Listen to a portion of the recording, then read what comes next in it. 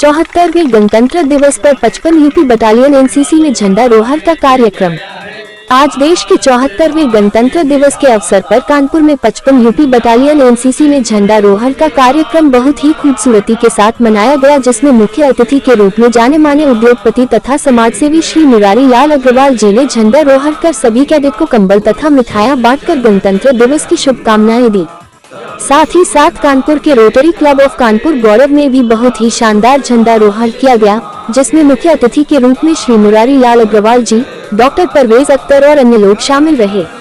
साथ ही साथ चमनगंज में इलेक्ट्रॉनिक प्रेस क्लब में झंडारोहण का कार्यक्रम भी बहुत ही शानदार हुआ। इसमें मुख्य अतिथि के रूप में सुलेमान साहब, पूर्व प्रिंसिपल फैजाम इंटर कॉलेज तथा संतोष तिवारी जी, एमएलसी प्रत्याशी तथा Narendra Yadav, retired officer Air India Laiq Ahmad, railway medical incharge Shan Mohammad, Super House electronic press club के अध्यक्ष फिरोज खान, उपाध्यक्ष वसीम इदरीसी, प्रभात तिवारी, मनोज शर्मा, विकी मल्होत्रा, कमाल वारसी, मोहम्मद भाई, वसीम, फुजल अहमद, कलीम अंसारी, सलमान, शुभम सोनकर आदि लोग मौजूद रहे।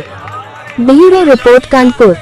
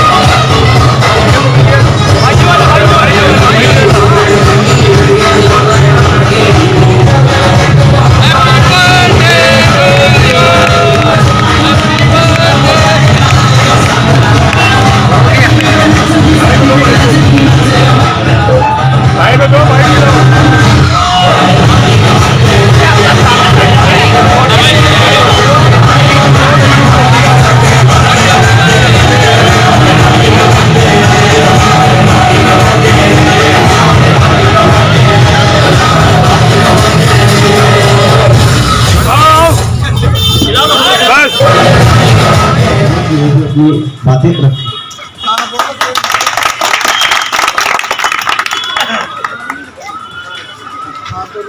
हमारे साथियों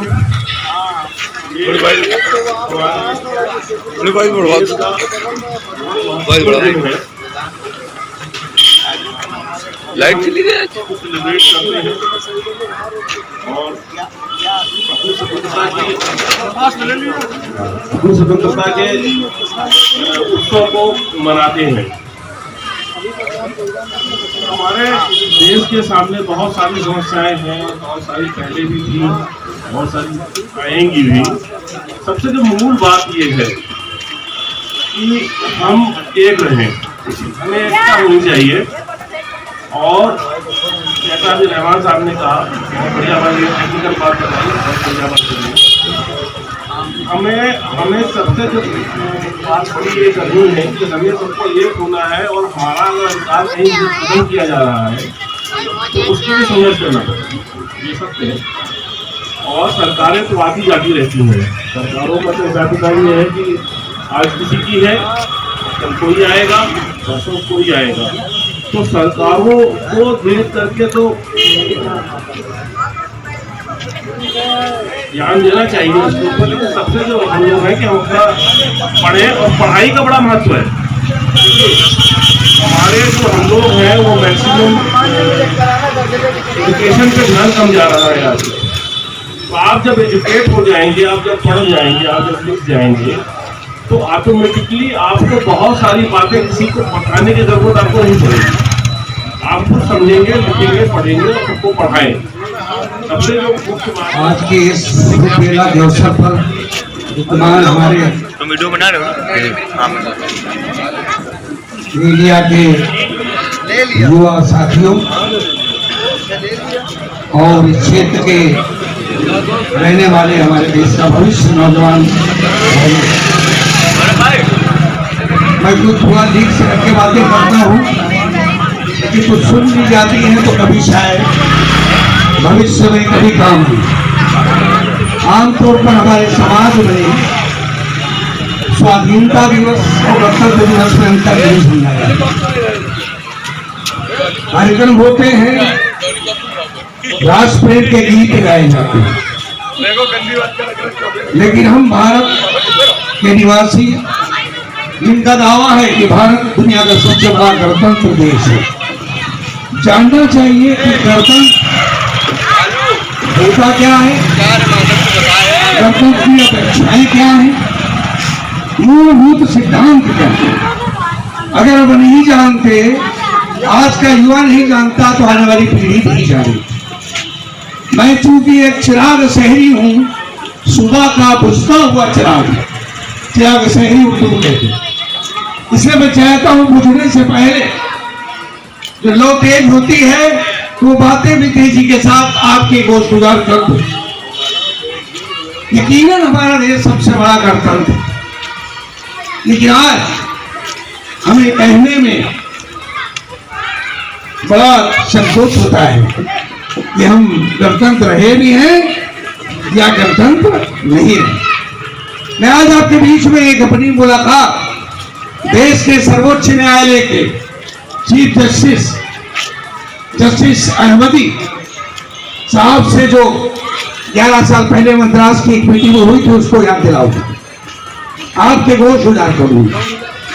एक बहुत ऊंचे स्तर की मीटिंग थी, ये छोटा था, आपके नगर का नागरिक भी उस मीटिंग में था। उन्होंने एक बात कही थी, वो बात आज सच्ची साबित हो रही थी। उन्होंने मौजूद 12-15 लोग थे, देश के गणमान्य लोग, 2-4 का नाम मैं ले सकता हूँ। काजी मुजाहिद कासिम साहब थे, बहुत बड़े चमड़े को उद्योग हाशिम साहब, ये सुपर से जुड़े जानते होंगे हाशिम साहब मद्रास वालों को, वो थे। इब्राहिम सलमान सेठ थे, लतीफ थे, स्पीकर जो प्रोटेम स्पीकर थे असेंबली तमिलनाडु के वो थे, और ये अदना सा सेवक खादिम कार्यकर्ता भी थे। जस्टिस अहमदी साहब ने एक बात कही थी, वो मैं आपके कानों में पहुंचाना चाहता। 11 साल पुरानी बात है, उस समय ये आज का राज्य नहीं था जिस पर सवालिया निशान लगाया जा रहा है कि लोकतंत्र संविधान खतरे में है। उस वक्त ऐसी बात नहीं थी। चर्चा चल रही थी कि संवैधानिक जो अधिकार है, जो उद्देशिका है, जिसे अंग्रेजी में प्रेमबल कहते हैं, दस्तूर का उद्देशिका कहते हैं कुछ लोग, मूलभूत सिद्धांत भी कहते हैं। हर भारतीय नागरिक को संविधान की प्रवेशिका जाननी चाहिए, प्रेमबल पढ़ना चाहिए, टुकड़ा बना के अपने ड्राइंग रूम में भी रखना चाहिए। बरकत के लिए नहीं, देश के भविष्य के लिए, लोकतंत्र की परंपराओं को जिंदा जावेद रखने के लिए।